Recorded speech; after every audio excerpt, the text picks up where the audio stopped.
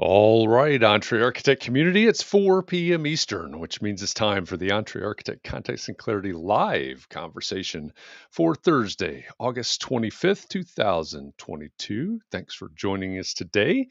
As you get here, say hi. Let us know that you're here and let us know where here is for you. Where are you joining this conversation from? If we've never met before, my name is Jeff. I'm in Indianapolis. I come here every weekday afternoon at 4 p.m. Eastern for one reason, so that we can find clarity around the things that matter most to you, the architect. It doesn't matter if you're the employee of a firm or you own your own firm. Maybe you've circled a date on the calendar. You said 2022 is my year and you're on the runway to starting your own thing. Or maybe you have owned your own firm for a year or 10 years or 27 years, and you're starting to rethink or reimagine what that firm could or probably even should be. All of the topics that we cover, one topic every day, they all fall under the broad umbrella of the business of architecture, and they're all the need to know topics for the success of small firm architects just like you. So thanks for joining us today. As usual, for these Context and Clarity live conversations, I am joined by Katherine Mcphail. Hi, Katherine. Hello, Jeff. How's Massachusetts today? I just about said Boston. I got to get out of that habit. No, not Boston. It's pretty awesome today. Oh, it's Awesome. Yeah. Humid is very humid, about 85 or so, just to give you the full report. A good 2022 summer. That's right. That's about it. It's been one of those this year. Well, glad you're with me and glad everybody else is chiming in. I see a variety of places that are coming from. I see a Twitch and a Facebook and a LinkedIn. Scott Thrift is the first on my screen. He says, "Happy Thursday." From the city by the bay. Scott's in San Francisco. He's the first on my screen, which means he's the winner of today's John Kinney Memorial Crocheted Bathtub Award. And he's also on Twitch. Maybe it's a race between Scott and Kurt to see who gets to lead the Twitch army to the conversation today. But great to have you here, Scott. Jessica says she owes Jefferson an email. I don't see Jefferson's comment showing up, so we need to. That's a good reminder. Thank you for the link down there. If you are maybe like Jefferson and you're over on Facebook and you're commenting away, your comments just aren't showing up on the screen like everybody else's. It's because you are in a private Facebook group, and Facebook has some policies about privacy, which say that your name, your likeness, your comments can't leave the private group unless you give them permission. So there is a URL at the bottom left of your screen right now. It's chat.restream.io/FB, as in Facebook. Type that into your browser window. A couple of clicks later, you'll give Facebook permission to let those things out. Your comments will start showing up on the screen. All of your problems will be solved, and we can all whistle a tune and go away for the day. I don't know. Maybe it doesn't exactly work like that, but after the hours but up, you can go away. After the hours up, after our conversation is over here, you can. But if you're someone like Jefferson, who I know has done this before, just a reminder that it expires at some point. I don't know what the time limit is, so you may have to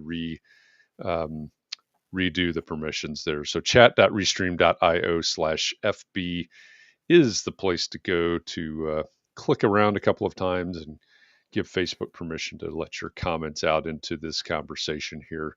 So Jessica, thank you for, first of all, for the segue and the heads up, and welcome back from Los Angeles. Daryl, welcome from Rochester, New York. And let's see, Emma, welcome from New Jersey. Bob Habian of tech.com. Hi, Bob. Good to see you again. Rockland, California. I'm a little puzzled by Mark R. LePage's comment. Welcome back from North Carolina, Mark, assuming that's where you are. He says it's a Twizzlers kind of day. I don't know if we've ever had Twizzlers in the green room before. We typically stock it with M&Ms. Yeah, all right. Well, sounds like Mark is lobbying for different refreshments in the green room. We'll have to ask our guest about that today. He says he's multitasking and practicing his juggling. I get it. And that's a good reminder too. If you're here, say hi. Even if you're just listening in or multitasking, at least let us know that you're here, you're along the ride for this conversation.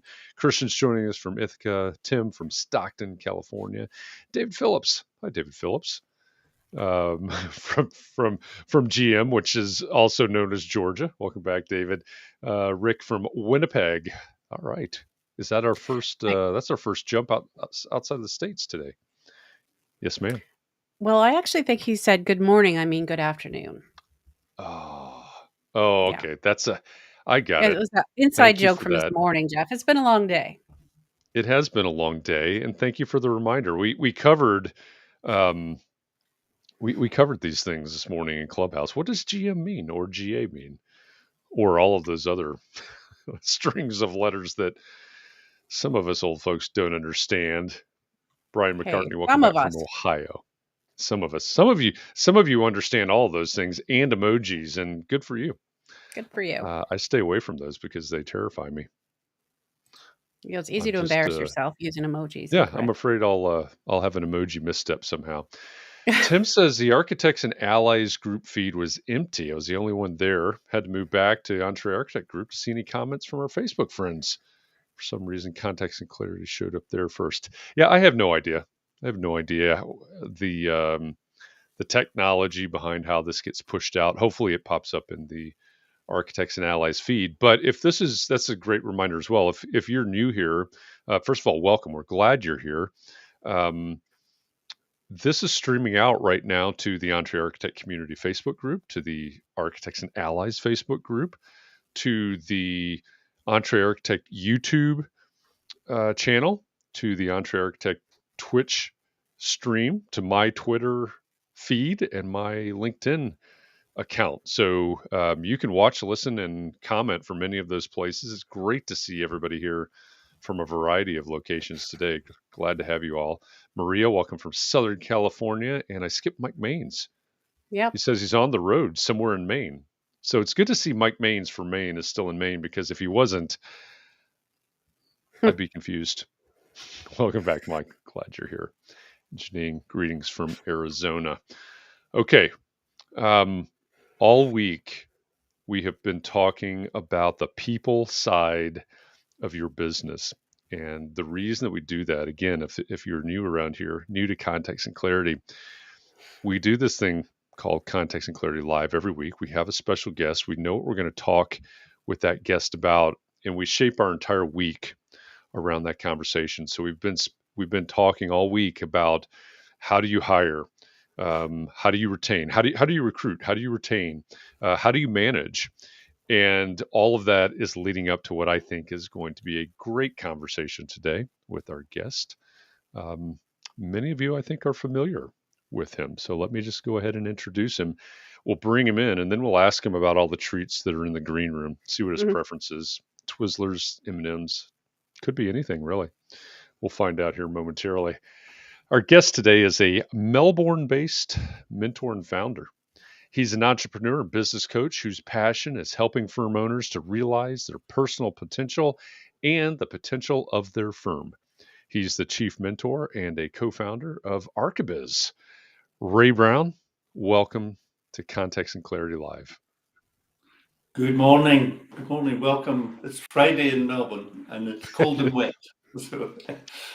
Well, so there you have it. It's hot and humid in the United States, but in the future, it's cold and wet. So Absolutely. Welcome to the future. well, thank you. First of all, thank you for getting up early for this conversation for us. We really appreciate that. Yeah, well, if Mark can get his Twizzlers, then it's worth me getting up early in the morning for. You just got to go that extra mile. Absolutely. That's always our joke, is we've got the green M&Ms in the green room for our guests. And so, what would you prefer that the green room is stocked with? Do you have a Well, there favorite you treat go. that ought to be there? Yeah, I would go with M&Ms. I'm quite happy with them. I'm a Cadbury's chocolate fanatic, but I think M&Ms would do just fine. Well, yeah, I think it's hard to go wrong. Well, there's about 19 kinds of M&Ms now, which is a part of business I don't understand. Why do they have to keep inventing new ones? But anyway, that's a different podcast maybe. But that is somehow related to architecture. I know it is. that's a big We thing I can don't understand about business. I guess, why do you always have to be expanding? So anyway, maybe that's what we can talk about. I think it's to do with positioning, Katherine.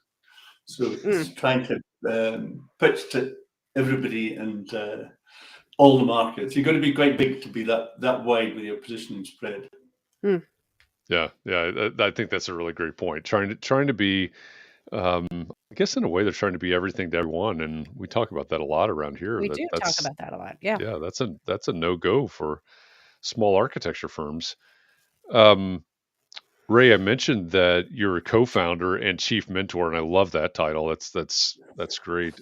And knowing you a little bit and what you're passionate about, it's totally fitting. Uh, why don't we just start out with what is ArchiBiz? What do you do there? How do you help? We are very much about simplifying business for architects. We became aware that there's a problem that architectural schools really do very little when it comes to business education. And it's a known fact. The architects we speak to are quite open about it. They say we're very good architects. We create really good designs, good buildings. But when it comes to business, and the phrase that a lot of people use is we feel like well-meaning amateurs. And that was the backdrop to ArchiBiz. We would use our knowledge and experience to bring together the sort of systems and processes that seem to work in architectural practices. Because everybody says this phrase about you need to work on your business, not in your business, or you've got to do both. But nobody actually tells you how to work on your business. And that's really why ArchiBiz exists, is to give people simple systems and processes to allow them to make the most of their opportunity as architects. Yeah, so as someone that teaches professional practice, um, and I actually the master's section, MArch section of pro practice that I teach, I actually call it the business of architecture. I really appreciate where you're coming from when you talk about that, because it is something that's missing, and we're trying to change it, but I'm glad that ArchiBiz is around. But I know that your experience and your expertise starts outside of architecture. Yep. So what what moment of weakness, or what was it that led you from all of your experience to trying to help specifically architects? Well, I had a long career as a CEO. I had my own business. I ran businesses for other people. And then I relocated to Australia in 2005 with my family. Been a business coach since then. And at one point I thought, yeah, what's the long-term plan? I'll take my knowledge and expertise online. I'll go and drink pina colada on the beach, and the money will just roll in. And it didn't quite work out like that. So we built our fascination, really, or my fascination, and I think the fascination of the people who work with ArchiBiz, is helping technicians become leaders. And that transformation it's easy to speak about, and people speak about leadership, but what does that actually mean? What does it mean to be a leader and a business owner? And it's as much about mindset as it is about skills. So I was working as a business coach with some architects. They seem to be quite a nice bunch of people. They seem to be quite receptive to development, and that was really the catalyst. The two things together, taking the technician to the leader, and everybody in marketing tells us we've got a niche and we've got to be very clear who the target market is. So there are plenty of architects around the world that I think need what we offer, and that was the catalyst. So ArchiBiz since then has gone from strength to strength, and we now have clients in the UK and the States, and predominantly still in Australia. Well, I mean, you said that the architects that you had met were a great group of people, and I think this audience certainly reflects that. We do have a great group, a great community of small firm architects here with us today. So, they're probably cheering that comment.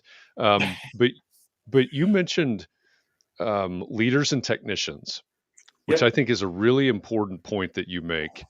And of course, being specifically focused on architects, we could go down that rabbit hole, but it's not just architects that have this leader versus technician distinction. When you're talking about that in the context of a small firm, what do you mean by that? What do you mean that there are leaders and there are technicians, and where are most architects in that spectrum? Well, as I say, I think it's a big mindset shift. When we're managing people, sometimes there's a big connection, I think, sometimes between leadership and sales, because you're selling ideas and you're developing other people. And the key distinction for me is the difference between questions and answers. So if you're a technician, whether you're a lawyer, accountant, architect, you spend your life providing answers to people. People come to you with a problem, you give them a solution. Then you become a leader, and you cannot have all the answers to every problem within a business. So you need to develop those questioning skills. That ties into coaching and helping other people. And that really is the big shift in architecture and as I say, it overlaps with sales and understanding clients, that you've got to be prepared to ask the questions and not dash to a solution. And we sometimes speak about living in the grey a little bit. We're running a business is living in the grey. You don't always have all the answers, and trying to rush to the answers or use a very quick solution that you've got from someone else. It doesn't always work. You've got to develop your own style. You've got to develop your own business, and you've got to develop something that works for you and your team. Yeah, that makes sense. I get that. Christian's asking a question here, which takes me on a little bit of a tangent that I hadn't necessarily planned on, but I actually like this tangent a lot. Why ArchiBiz and not, for instance, Dr. Biz? And well, I'll just leave it there for the moment. Why ArchiBiz and not Dr. Biz? Well, it's a really interesting question that I decided that I didn't want to be CEO. I'd been CEO long enough. So our CEO is Beck Kimster, who's looks very different to me and brings a huge range of different skills to the business. And yesterday we were speaking about how transferable the ArchiBiz IP is to other industries, whether that be doctors or accountants or lawyers or engineers, and there's a real opportunity, because the material that we present and the methodology that we suggest for people, it's not architect specific. It's basic business practice, and in the courses that we do, we use the analogy of I used to speak about chess and say you've got to learn the rules of the game. And then a client said to me, well, business is not that complicated. The way that you explain business is really quite simple. So we now use the analogy of snakes and ladders. And we say, somebody needs to tell you the rules of the game, or it's just building equipment and reptiles and coloured boxes. It took me 10 minutes to explain snakes and ladders to my 10-year-old grandson, but without that 10 minutes, he would have been bored and wandered off. And business is very much the same. It's about what are the basics? How do we run a business? How do we use financials to develop and transform the business into something that's fun and profitable? And those are the things that we are now seeing our clients get that they thought was impossible. Can this be fun, or is it always going to be hard work? Can I make money and be paid properly for what I do? And we've demonstrated now, we've just come to the end of the financial year in Australia. We've got a whole range of clients that are making really substantial profit in their businesses after paying themselves a reasonable salary. Why would an architect work for themselves for less than they could be paid working for a firm down the road? And we hear that over and over again. I don't pay myself that much so I can employ these other people. Well, I think that's a recipe for an unhappy home life, at least. Yeah. And the reason that I really wanted to go down this tangent, everything that you just said just rings so true to me. And one of the things you talked about was that the material that you present essentially is not really architect specific. And I think that's something that we need to hear, is that we talk about this business of architecture, but it's a business, right? Yeah. And there are business fundamentals that we need to understand that may not be that different than Dr. Biz or Lawyer Biz or whatever. Absolutely. And I think people say to us, "Who's your competition?" And there's lots of good people working in the space. Mark, I saw Brian McCartney online. This is a small ecosystem of people helping architects. And when people say, "Who's our competition?" we now typically say, well, it's the narrative that runs in architecture. That's our competition. That architecture is somehow different. Architecture is hard. People in small architectural business don't make money. These are all myths and a narrative that architects are very collegiate and they love speaking to one another. They love websites that sell to one another. And really, they need to break out of that a little bit and see the world out there.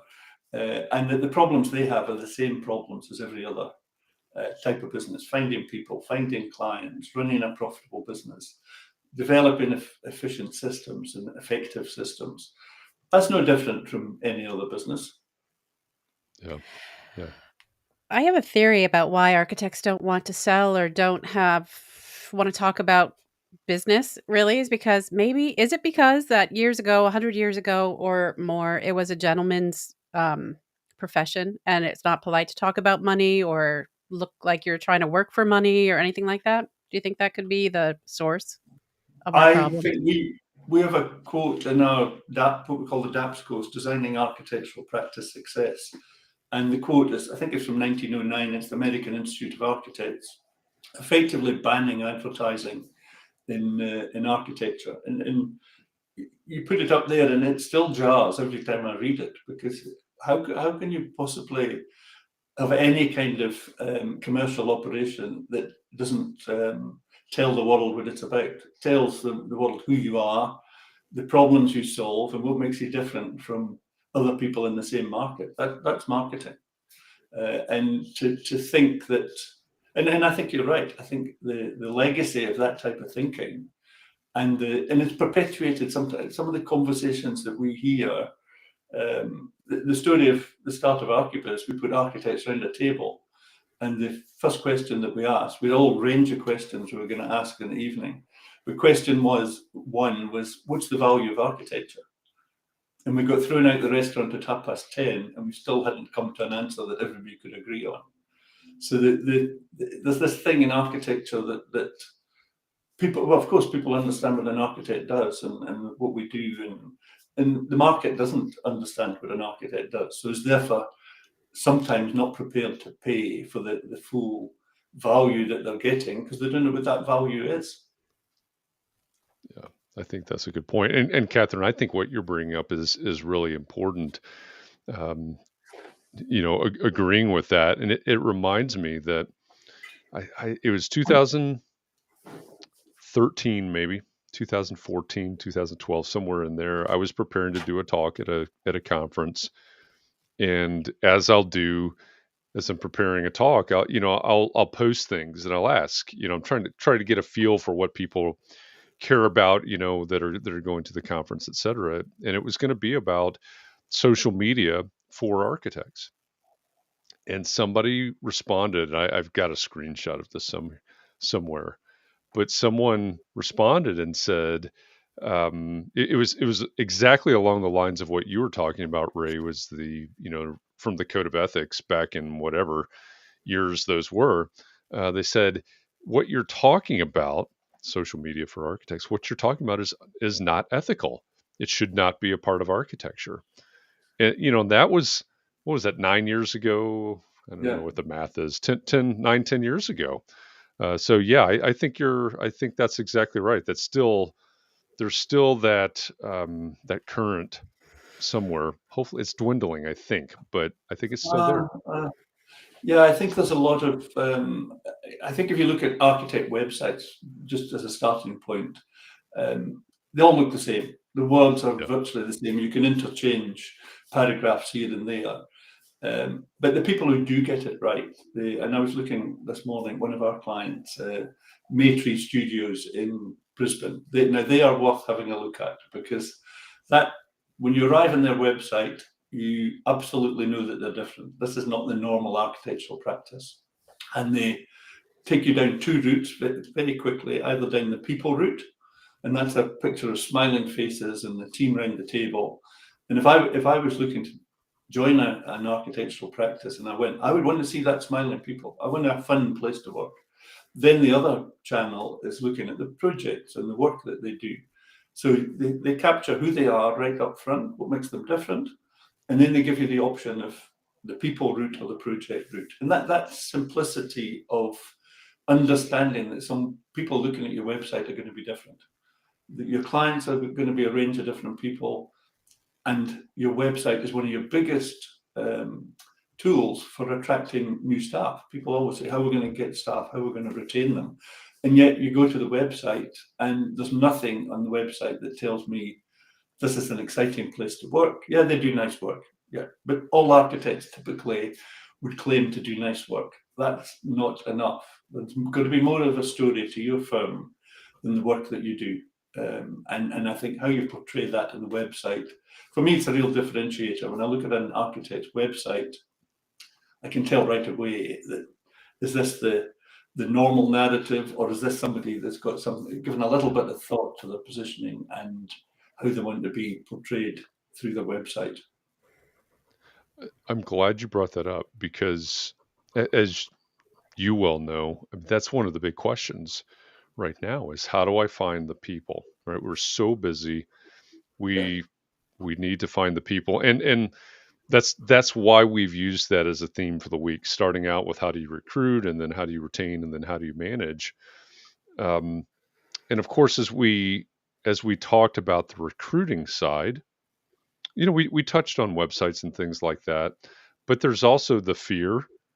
Well, I don't want to hire, or what if I hire the wrong person? Those types of things. So as you look at small architecture firms that you work with, what do we really need to be focusing on, right? When we get to that point, I don't know what necessarily leads everybody to that point where they finally break down and say, I've got to hire somebody. But what are the things that we really need to be thinking about and paying attention to when that time comes, or as we approach that time and go, I've got to do something about this? Yeah, well, I think the key is to be strategic. And we find that most architects run, and I don't think it is a strategy, but they run what we call the get busy, get help way of working. Yeah. Okay, so once I've got work, I will hire people, and what that means is you hire too late, you don't have time to train, and most of that comes from a fear around the money. And have I got enough money to pay this person if I don't have the work? But it's a chicken and egg, because they're the same people that tell us, well, I don't have time to market, or I don't have time to network, or I don't have time to develop my website because I'm too busy doing the doing. So the get busy, get help isn't really appropriate.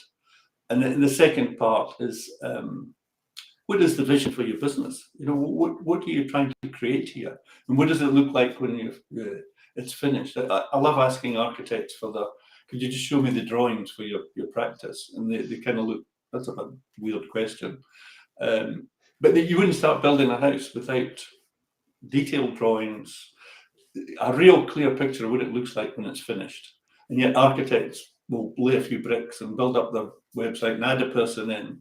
And that leads on to something else that we do a lot of business reviews now. We go into architectural practices, and we do a thorough look at all aspects of the business, and then we make recommendations as to how we think that the practice can improve and how we can help them. And what we find when we interview staff is that most architectural practices are what we call they businesses. So you ask them a question of the vision or the direction of the business, and they'll say things like, oh, well, I think they want to grow, or I think they want to be doing more commercial work. they being the principals, the people who started the business. And that smacks of getting busy and then adding people on to help you. And the real opportunity is to turn that they business into a we business.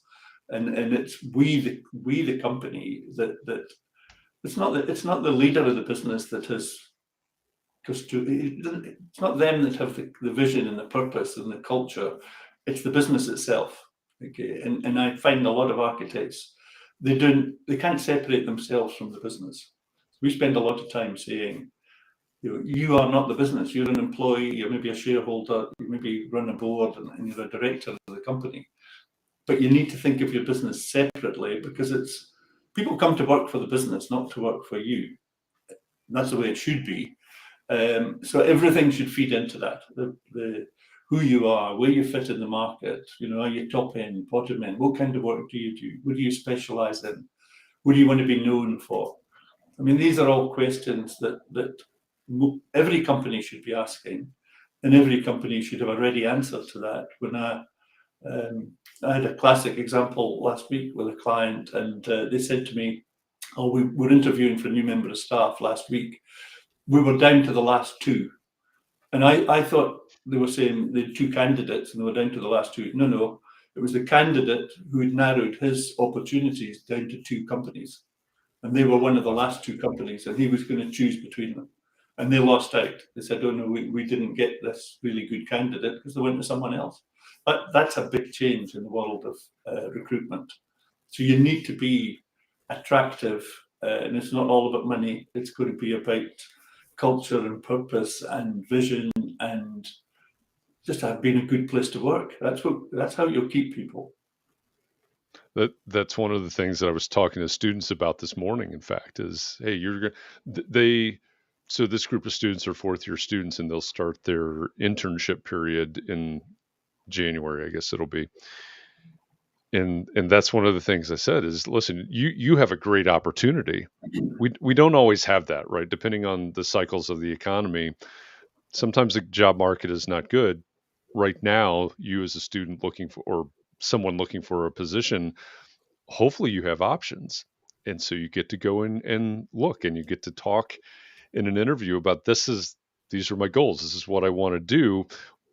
Essentially, what are you going to do to help me achieve my goals?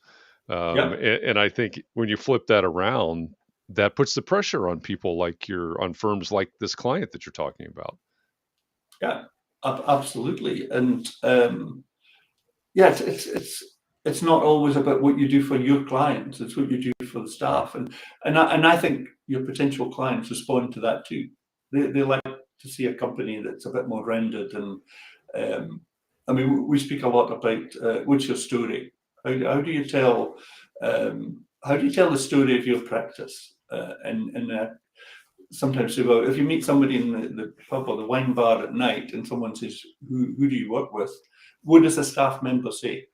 And if they say we're an architectural practice and we do a bit of residential and some commercial, then you're missing this huge opportunity to position you as someone different. How do you tell that story? What makes you different? What problems do you solve?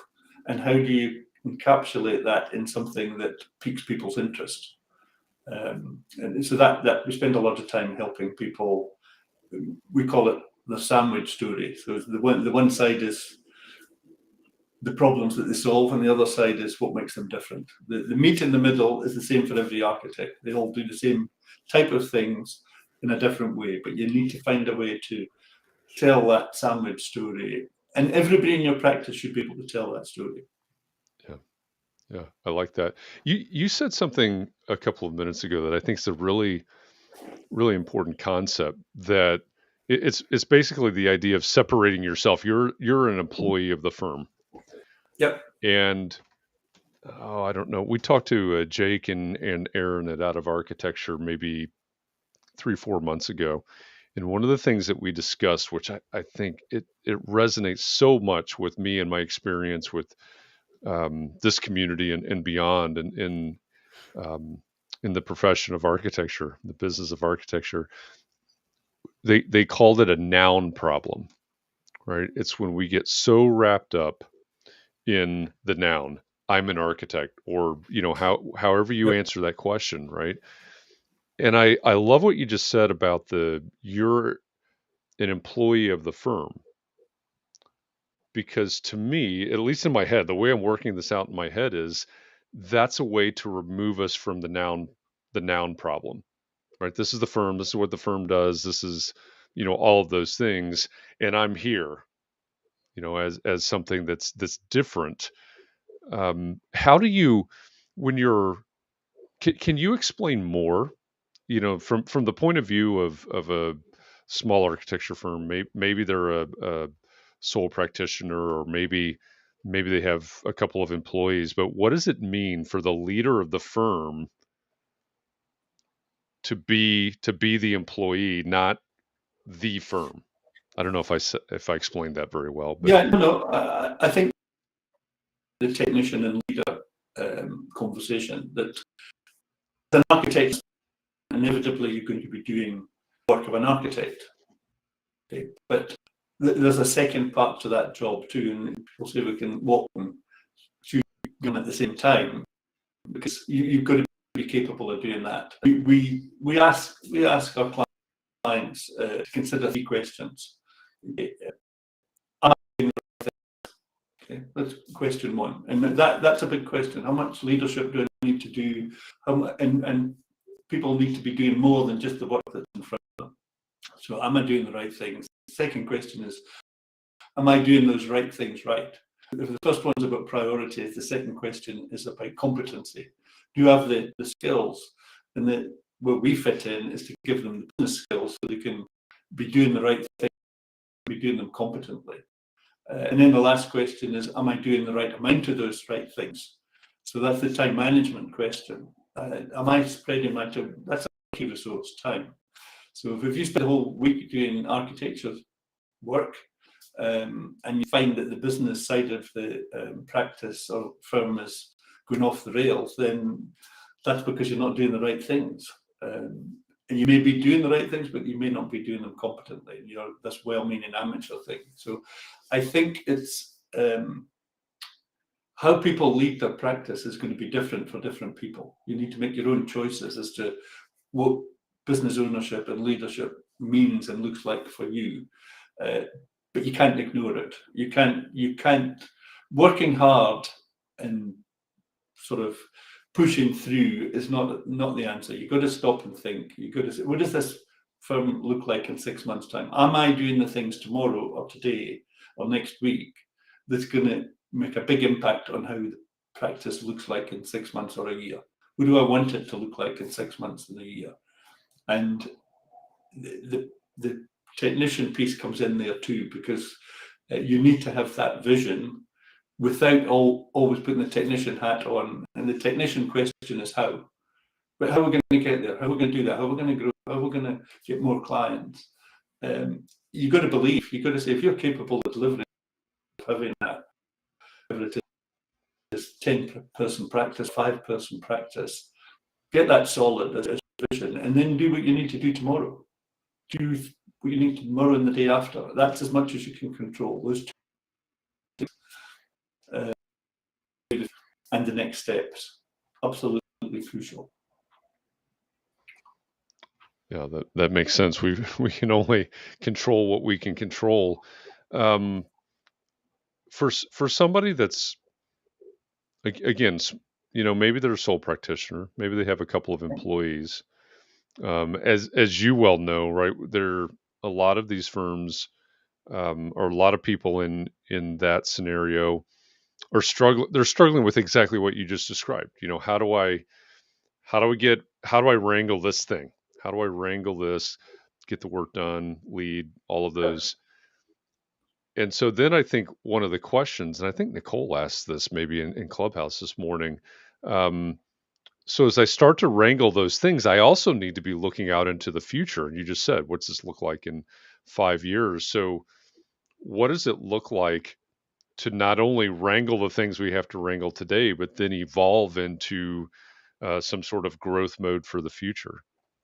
Yeah, well, we've got a concept called the mountain of sustainable success. Okay, that's what everybody wants. Okay. three certainties in the business: certainty of income, workflow, and impact on the marketplace. And in an ideal world, how we would climb that mountain would be we would specialize. What we're good at, what work are we going to do for whom? Then we would systemize, put systems and processes in place, and then we would scale. Okay, but most practices jump the mountain. They specialize to some extent, and then they scale. Then they get some people, and then some staff. And if we deal with a lot of practices that have got 10 or 15 people, and they hit what we call a brick wall. It's what next? Who go next? How do I feed the beast of these people? Yeah. And a lot of our work is to backfill the systems and processes. It would be much better if we specialised, customized, and then scaled. But none of us do that. We're all in business. Work comes along, we grab it when we can. So it's the concept of what systems and processes do I need to cope with the work that we've got, and to create a foundation to deliver the vision that we've got for the future. And maybe just in passing, you've once or twice spoken about the solo architect. We're developing a view that is a really difficult business model. Okay, we speak to a lot of people. I'm on my own, I'm worried about my first employee. We've seen a number of cases now where an architect will take on a graduate or somebody, and it's transformational for the business. It's a big decision, the first employee. But when you're on your own, what I say to people is you're doing everything. You're from making the tea to doing the mundane task up to selling the big $1 million job, trying to do all of those things. And sometimes you're going to be doing the work that's absolutely right for your skills and experience. But a lot of the time you'll be doing work that someone at a much lower pay rate could do, and would find it much less frustrating than you do. So we do say to solo entrepreneurs, if this is your vision for the next 5 years, how are you going to feel in 5 years' time if you've done 5 years like the last one that you've just done? It's been hard work. You're struggling to fit in all the tasks in that you've got. Should you perhaps be considering at least one employee? And we've seen it a few times now that clients, they'll say things to us like in a year's time. I've got one lady in Perth and she employed Cliff 18 months ago, and she said, I don't know what my life would be like without Cliff. My business I've got the time to think now that I didn't have before. I was too busy doing. So really a hard look at the solo entrepreneur model, I think. If you can make it work, great, and you get high fees, great. But I do think most architects in that model find themselves doing inappropriate work a lot of the time. Well, I think you've just described the pain of a large portion of this community perfectly. So understanding that a lot of this community are in this situation, at what point do they need to make the decision, or what point do they really need to get serious about figuring out who their first hire needs to be, or the role, or whatever of the first hire? And this is not the next bit's not a sales pitch, but I think there's a step between where you are and hiring your first employee. Some of the stuff we spoke about earlier on about purpose and culture, those things. Even if you're on your own, when you take on an employee, you already have a business, but it's hard to think like that when you're just on your own and you're working, trying to pay the bills. But I do think you need to be strategic, and I think getting that business education, however small, short course, read a good book, whatever it be, but start thinking business owner before you take that employee on. It's not a big, so we're not speaking about giving everybody an MBA. We're speaking about absolute business basics. Get that right, get your financial reporting right, and then take someone on so that you can manage the margins in your jobs, and you can control hours, and you can do things that are going to be the difference between the thing working with a new employee and not. It's too risky to take somebody on and hope it's going to work. I've just got too much work. There's got to be some strategy around it. Because if you don't do the strategy piece, you're back to the get busy, get help. You know, I'm just too busy. I can't cope. And that's the main reason for taking on help. That's not the way to do it. And I'm assuming that part of the job of that strategy needs to be to point to the role that you need to fill. Is that correct? Absolutely. It's well, there's a whole lot of aspects to that. What work are they going to do? Where are they going to sit? How have they got the equipment and all of that stuff? And another piece that it leads into as well is the budgeting financial piece. So in our world, you know, financial information is your scorecard in any business. So in an architectural practice, the starting point is, and again, this ties back to vision. The first year of the vision is articulated in the financial budget. So what does your budget look like for the first year? How much work are you going to get? What are you going to spend the money on? How much profit's going to be left? If you're employing a new person or two new people or whatever, then you adjust the budget and you feed them in, and they're going to cost X amount per month. How much extra work do I need? How much lead time do I need to get them training, to get them up and producing? So very much like preparing drawings for a building. You move things around, and does this work, and what about that? The financial budget is exactly the same. What if we take two people on? What if we move that new person from April through to February? What does that look like? You know, can we afford this person? What's the cash flow? Do we need an overdraft from the bank? Not tomorrow because we've run out of money, but next June because we're building the business and we need to have a conversation with somebody who can give us some access to funding. So being strategic, I think, starts with the financial. We speak about what does it look like when you get it right? You know, you're going to take this decision, show me how it's all going to work out before you actually implement the decision, and prove to me that it's going to work, and that you've given some due consideration to the costs and the impact of the decision you're about to make. Last week in Context and Clarity Live, we talked with Megan Dolly, who is a virtual CFO for design firms. And we spent a lot of time talking about the difference between looking backward and looking forward. And, you know, everything you just described is looking forward, right? Yeah, it's and I have a very interesting relationship with accountants, because all accountants seem to think they do what we do, but they're very historically focused, and they'll tell you at the end of the week, you know, how you've done and where you're at, or how much tax you're going to pay, or how to cut your tax a little bit.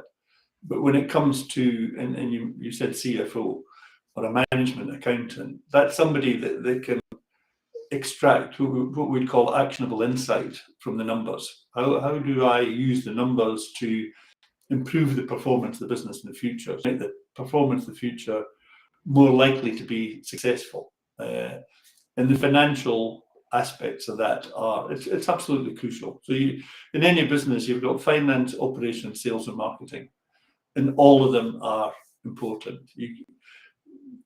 I see a lot of architects saying things like, if I just had more clients, everything would be fine. And I'm not sure that's always the answer. I think getting the systems and processes right in your operations, if you like, getting your financial reporting right, and getting your sales and marketing right, that's the holy grail. Yeah, I was going to say, I'm pretty sure that's never right. I mean, it's good to have more clients, but there's probably an underlying issue there that the right client at the right time. You know, it's not, you're not taking client. Well, you shouldn't be taking clients on just to pay the bills. You know, I said to somebody, it was a couple of days ago, I said, have you got a budget? He said, oh yeah, we need to bill 45 grand a month to pay the bills. And that was his version of a budget. That was, I said, oh, yeah. I think there's a bit more to it than that. But there's a lot of businesses, not just architects. They look at the bank account at the end of each month and they say, if there's money in the bank, everything's fine. And there's just so many missed opportunities in that way of thinking. Yeah. What are you going to do with the 45? One of the things that we've talked about a lot this week, and this comes up, I think, again, not just in small architecture firms, probably in all types of small businesses, but you mentioned a graduate earlier, and a common conversation as well. Do I hire a young and or inexperienced person, or do I hire a more senior person, that can maybe take more off of my plate? And obviously this goes back to the strategic approach that you were talking about, but that's just that's something that I find to be one of the most common conversations is, should it be, and that along with, is it a full-time person and is it a part-time or contract person? I think that that comes up a lot, but those are some of the things that are, I think, perennial struggles with small firm architects. Absolutely, and I think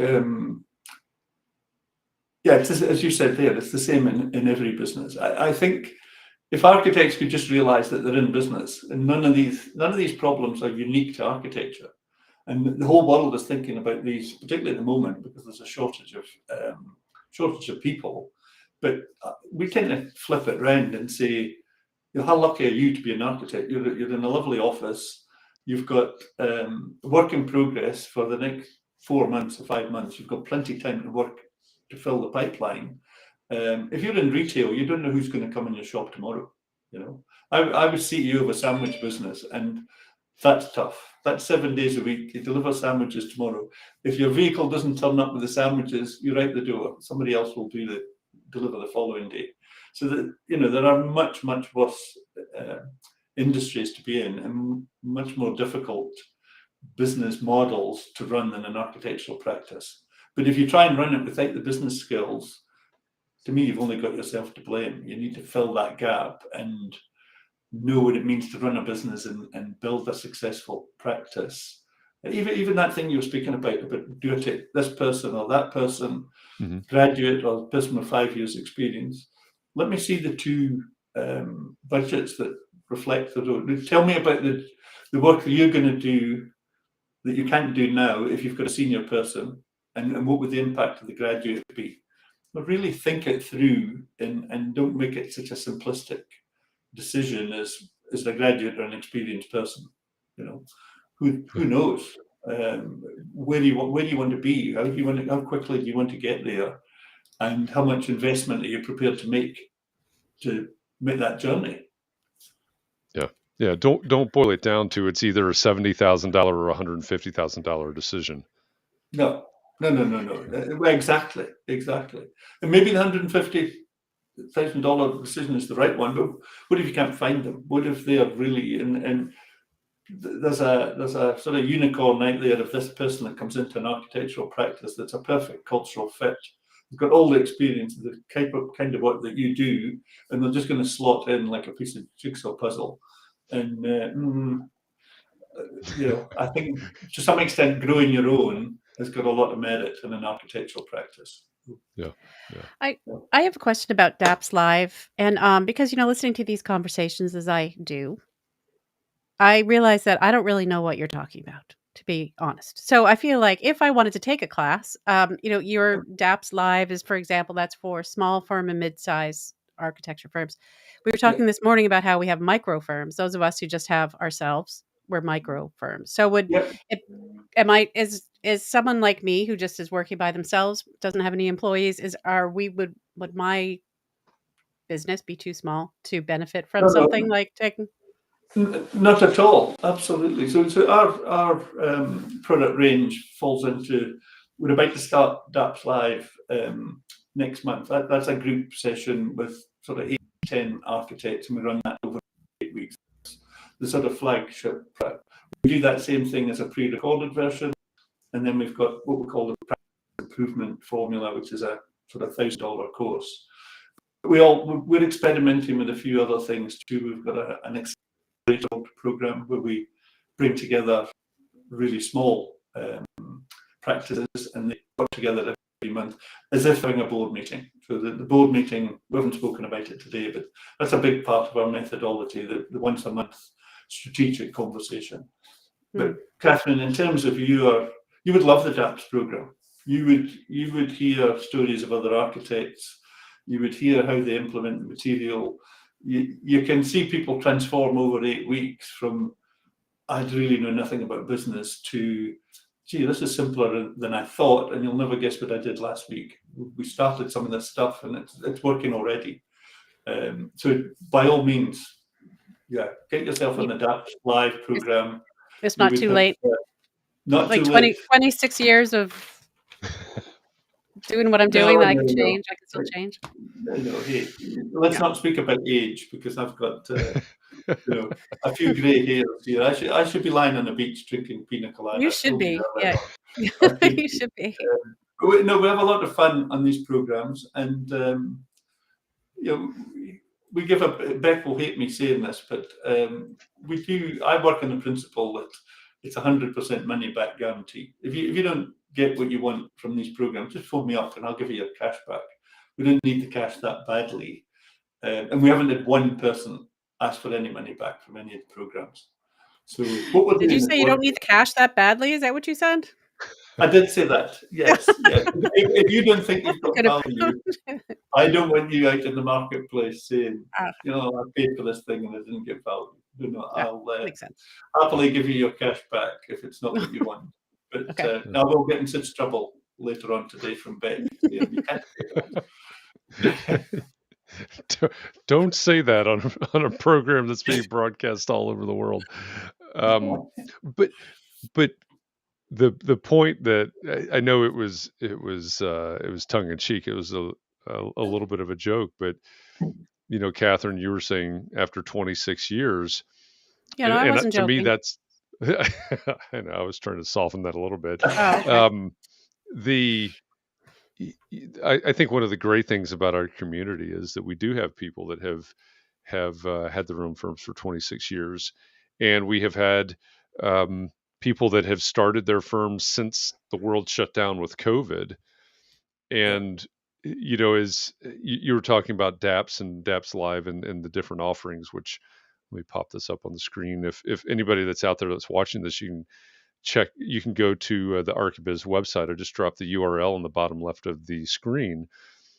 But after 26 years, there's still time, right? Oh, absolutely. Right. Well, I mean, I have more time. I'm expecting to practice for a while longer, so I might as well.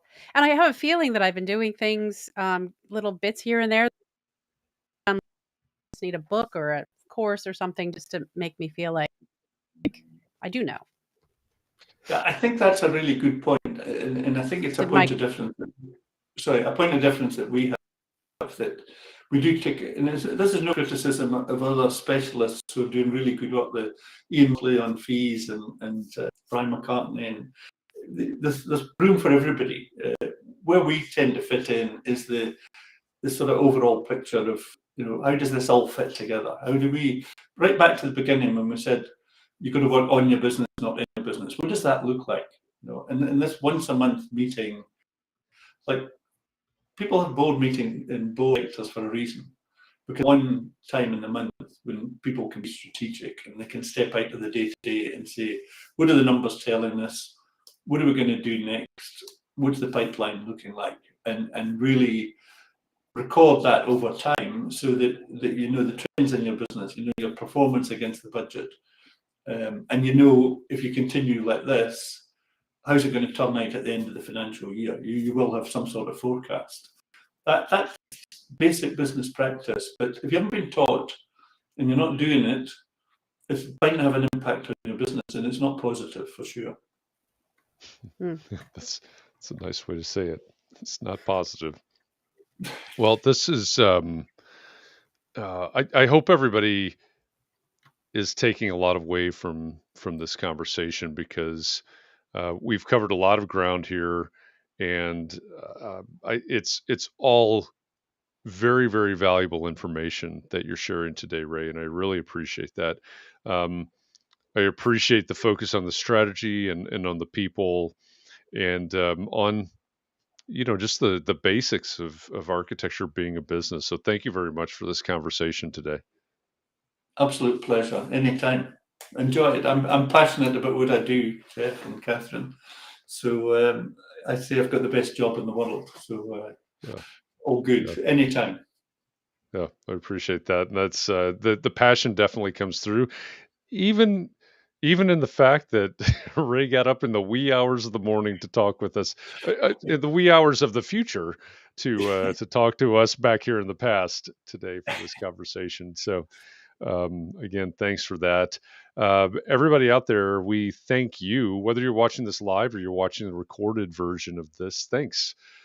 Thanks for being here. Thanks for being part of this community, because as I should say every week, I don't know that I do, but if it weren't for you, if it weren't for this community, we would not be having this conversation with Ray right now today. So thank you for being here. Thanks for being for making context and clarity a thing.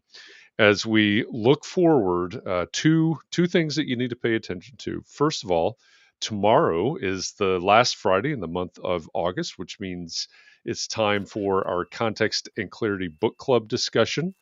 Tomorrow at 4 p.m. Eastern, we will discuss the book by Jeff Tweedy, How to Write One Song.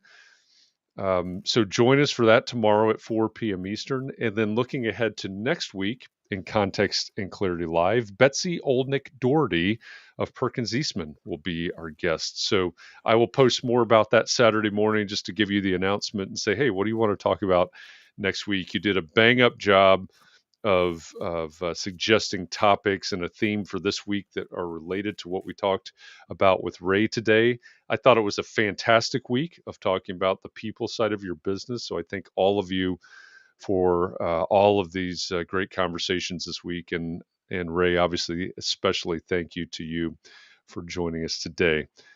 Again, down in the bottom left of your screen, archibiz.com.au is where you'll find out more about ArchiBiz and Ray and the work of the whole team over there. With that, please, everybody out there, take care of yourself. Be well, stay safe, keep those around you safe and well. Find a little bit of time to breathe and relax. Find some way to rejuvenate. We do this every day. You've got to pace yourself. Thanks for going along the journey with us, and we'll see you tomorrow. Thanks, everybody.